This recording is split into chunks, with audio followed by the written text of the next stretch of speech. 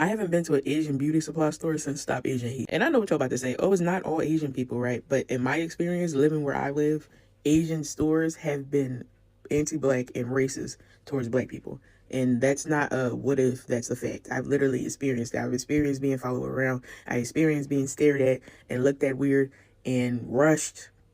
I've experienced those things. So I haven't been supporting Asian businesses since then.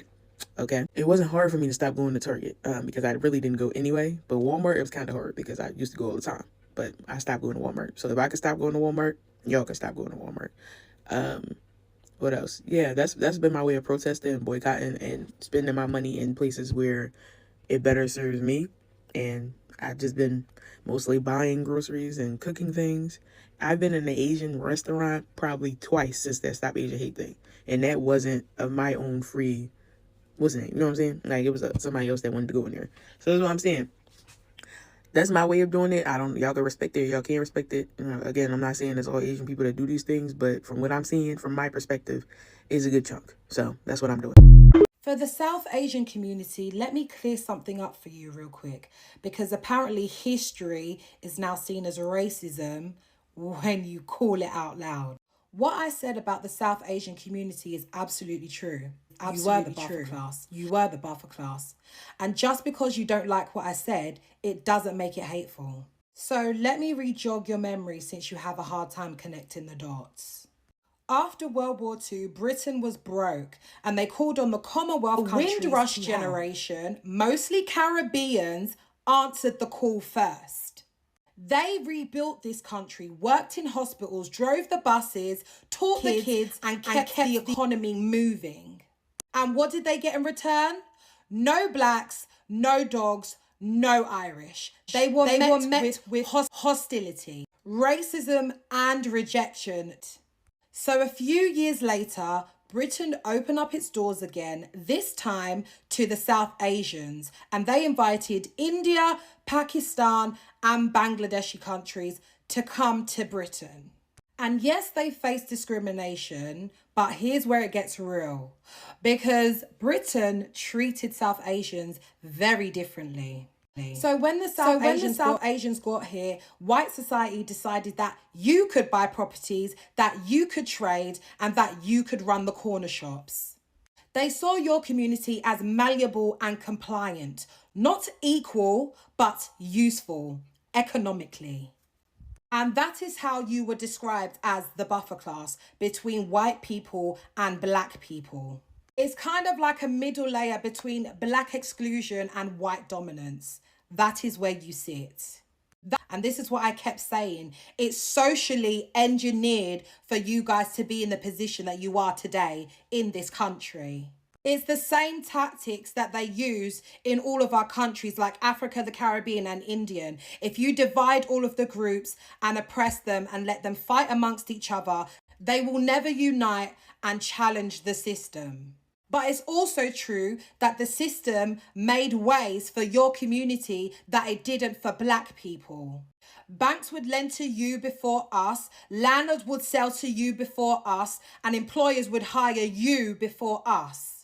So when I point out that your community can be very insular, right, doing business within itself and struggling with inclusivity, that is not me being racist. That is me observing the very real reality in what goes on in your community. There's also been a lot of South Asians that have come to me and confirmed this. You do have colorism within your community. You do have a caste system. And you have anti-blackness within your own homes. So when you're struggling with colorism within your own community, what makes you think that we would believe that you would embrace blackness outside that? But again, it isn't about hate. It's about patterns coming from colonial conditioning. And let me make myself clear. This isn't about the blame game. It's about accountability for all communities. I also want to touch on black activism and how you have benefited from it politically. Black people took the beatings. Black people were over-policed. Black people fought for their rights to be treated fairly and equally. We demanded justice that every other minority benefits from today. So when I call out your communities, that is not hate. That is me asking for reciprocity and recognition. So when you want to throw around the word racist in my direction, let's take a look at the impact and the intent. My intent is truth. My impact makes people feel uncomfortable, as it should. Because the system wants black and brown people to be divided, but we don't feed into that system as much as you do, unfortunately. And if telling the truth makes me a villain, so be it. Hello guys, now there's this conversation about boycotting, Asian, products.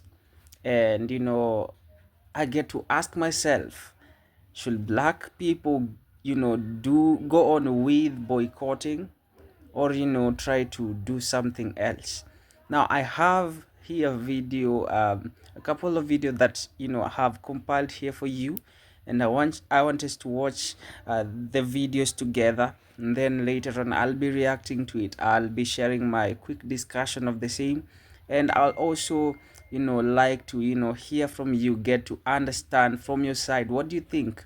Should black people boycott, continue go on with boycotting, or try to look at other ways to benefit black community in general?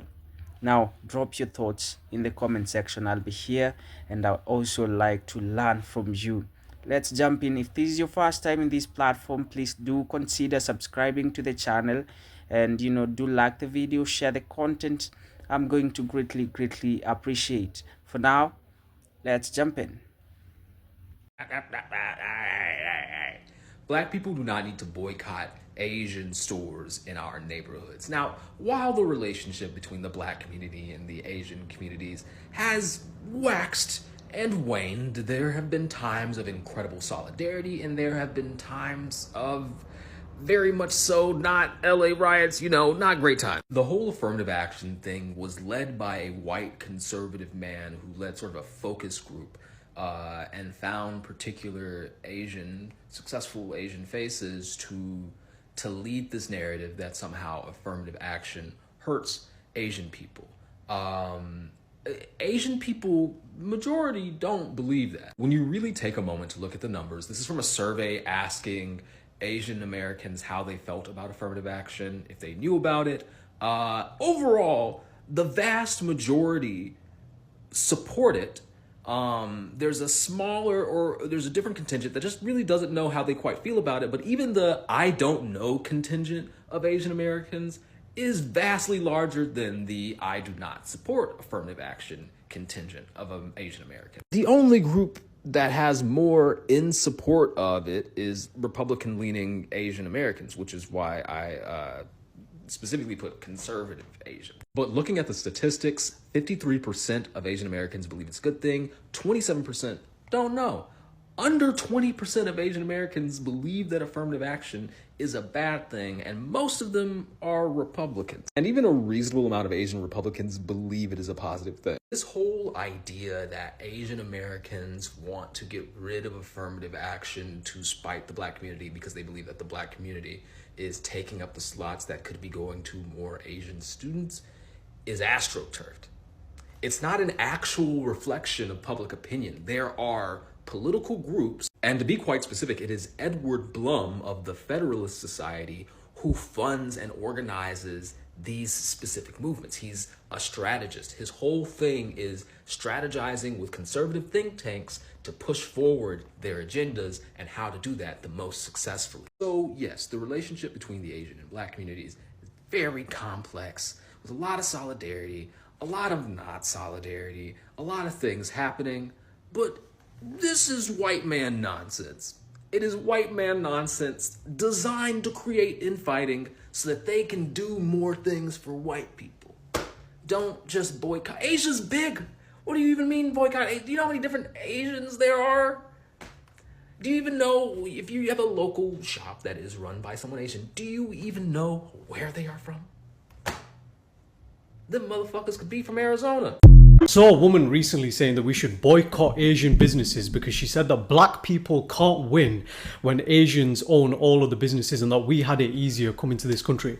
As an Asian whose grandparents immigrated to this country and as a business owner, let me dissect this. Complete bullshit. Have you never heard of pea bashing before? Have you not heard about the 16-hour shifts that our grandparents did in the mills here up north? Those people worked endlessly. 12 hours, 16-hour shifts in mills, getting their hands all mangled up in machines just to get by, or working as toilet cleaners and just to survive. They didn't have it easier. They were disciplined and sacrificed everything. Just to make it clear, I want to bring communities together. I'm not here to divide communities.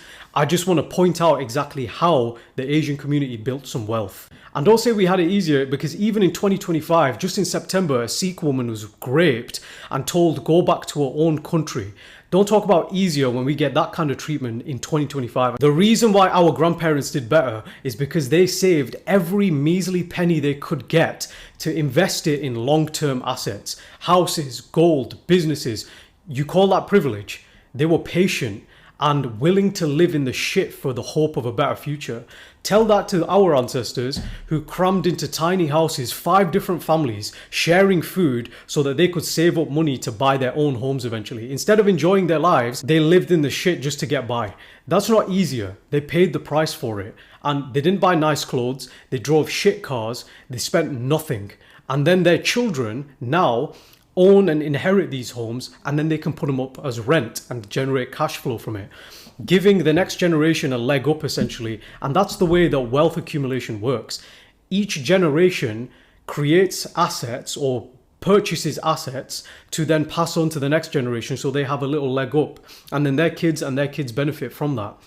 Even now, I mean, I can afford where I live very comfortably, but my dad says to me all the time, Jamil, you should come home, come live at home, because that is their literal wealth building tactic. Stay home, live below your means, and save money. And let's get one thing straight. Yeah, we run a lot of businesses, but don't blame us for taking the risk of starting them.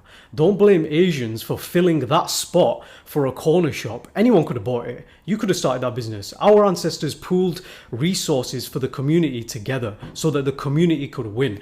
Instead of hating online, why don't you speak to those Asian owners and learn how they did it instead? I don't come from a rich family, and that's the exact reason I'm a business owner. I've got a biomedical science degree and I can work in a hospital, but I know that if I want my kids to have a better life, then I need to build some wealth, and I'm not going to do that sat working for other people. Me and my brother are the classic example of 2 people coming together, pooling resources and building a business and succeeding with it. And that's one thing that I actually miss about the older generation. Back in the 80s and 90s, Asians had a community like glue. They worked together. They weren't selfish. They built something so that their kids could live better lives. And I'm disappointed, honestly, because historically, colored people have always come together and had each other's backs. And we've always unified in the past. I mean, historically in the Caribbean, Indian migrants literally shared culture with the people who live there. That's literally where curry goat comes from. You need to take some accountability and learn about sacrifice and stop blaming the world, essentially, because that's what our grandparents did. That's all they did to accumulate wealth. They were bashed in the streets and still sacrificed so that their children don't have to suffer the same way. And I asked them, I said, should we boycott Asian shops? Is that what we should do? And every one of them said yes. Yes. Okay. Because how are black people supposed to mobilize if they're in our communities? It's not no Asian hating. It's about economics and why black people can't keep their black money within their community. So when you go to your corner shops and, the food stop that they sell, right? They sell our food. They go to the corner shops. They have chicken shops lined up in our thing. It's all going back into their community. How's it coming back into ours? We have to boycott them. We don't want to, but we have to boycott them to keep it within our community. Otherwise, how are we going to progress? Right? I can't do it on my own. I need black people to help me. And I also said as well, I said, black people, you need to take time with black businesses as well. Yeah. What you need to do, it's not even about boycott the Asian shop. It's like, buy black. That's all your message is. No. Buy black. The reason why I disagree with that, sorry to cut you. No, go on. The reason why I disagree with that is because when you say buy black, we still are about convenience until we get out of that mindset to strictly go and buy black. You have to give black people options. If I don't give them options, what they're going to do, they're going to fall back into the cycle. You have to get, and this is what I'm saying, like when I said boycott the Asian shops, it's because they're literally in every single community. But as you said, give the alternatives. So you can say, the only reason I'm saying, because I think getting tied up into a culture war also isn't helpful for us, because we just look like the aggressors or something. No. I'm not saying don't call it out. I think there's a conversation that I definitely think there's a conversation that needs to be had. Now, many are the times that, I've seen black people talking about this topic, and personally, I don't think it's a wrong thing. This lady saying that, you should boycott, but she doesn't mean like, literally boycotting. I guess what she's meaning in her speech, it's, supporting black people, supporting, black communities, not to look at the Asian people and, forget your very own people. Even the Bible says that, you should, help each other. You should help more so people of, your place, because you cannot succeed and go help someone somewhere, whereas your brother here is suffering. I got to look at some of the videos, and I saw this lady. She was a white person, and she was trying to analyze and, tell black people how money circulates, in their communities. And I could see her making a lot of sense. You know why? She outlined how money circulates, in black communities, how money circulates in Asian communities. And I got to see that it literally stays for less than a week in black communities, but stays for a whole month in Asian communities. And this shows you something, that they've created shops. I don't say that they should not have shops, but I'm talking about, supporting your very own, because that will help a lot. Because when money circulates within black-owned shops, within black-owned restaurants, and, services, it strengthens the community of black people. It strengthens the wealth of black people. We'll not now come here to talk about boycott here again, but we'll talk about, things to do for the coming generations of black people. Now, there are some of the things that, black people will consider instead of, boycotting, for them to have this, financial freedom, financial, strength. And this one of them is, letting the money to circulate within the black communities and supporting each other. I know this has been a very big problem, but it can happen. I believe black people can do it, to support each other, to stand with each other, and, arise to, stand with each other. There is also the second thing, developing cooperatives, economics, and that's what, here in Africa they call it ujamaa, because co-ops allow communities, not me, when I say co-ops, I mean cooperatives. They allow communities and members to build and own resources together, and this creates a certain, let me call it bond and strength and power, because where there is unity, there is strength, and where there is strength, there is power, and this will bring a lot of profits to the locals. It will bring a lot of profit to the black community. There is also, expanding financial literacy programs to black communities. uh, Let them be not for, let them not only stand for, racial justice, but also, extend these financial literacy programs, teaching budgeting, teaching investing, teaching credit management, and, the entrepreneurship. This will empower a lot of families, and I guess blacks will be far much gone by the time, the white supremacy are looking at them. They will be far much gone. They will not be in a position, to bring them back or down again. And there's also, creating investment funds. And this will happen, by the way. It can happen, by pulling resources together from residents. It will, allow those people who didn't have that capital to start a given business. Maybe black people now have been exposed, and there's all these lots of programs teaching them financial literacy, but the money is not there. But believe you me, when these cooperatives are there, when this pooling of resources is there, I believe black people will, take loans from each other and, start businesses, start, brands that will help them greatly. I believe this will help um, the black community big time. And also, there's also black focused business networks. This will help entrepreneurs to get mentorship, entrepreneurs, to get customers and visibility.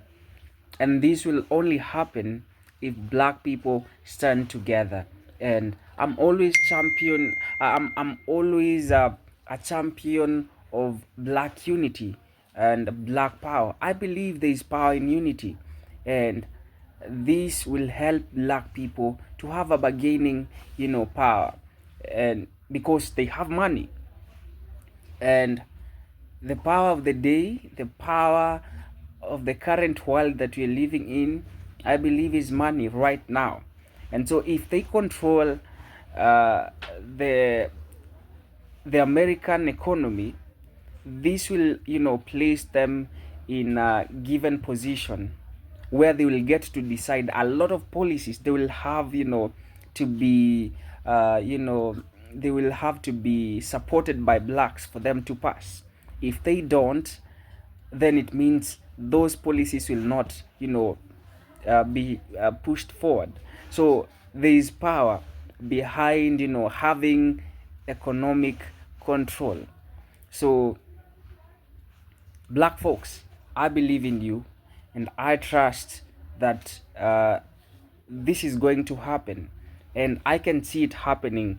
For you to see these kind of videos where black people are calling for boycotts, it means they are now awakened and they know what they want. And so I'm just giving them a thumbs up and telling them, continue the good work, continue with the good fight. I'd like to bring it to a close here.